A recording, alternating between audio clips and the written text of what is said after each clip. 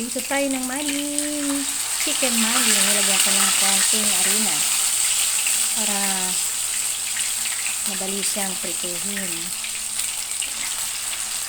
Ito na lang muna ang aming iulam ngayon tanghalian. Wala kaming sabaw. Ito lang talaga.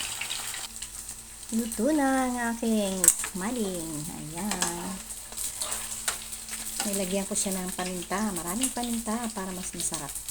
Mas malasa kasi pagka tinimplahan mo pa. Harina lang at paminta. Kaunting bechin. Ayan na guys. Ito yung pangalawang salang.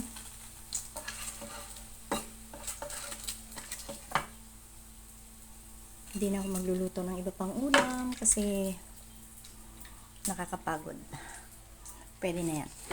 Guys, ang aking maling na tinimplahan ko ng harina at paminta. Thank you guys. Kain na muna tayo. Bye-bye.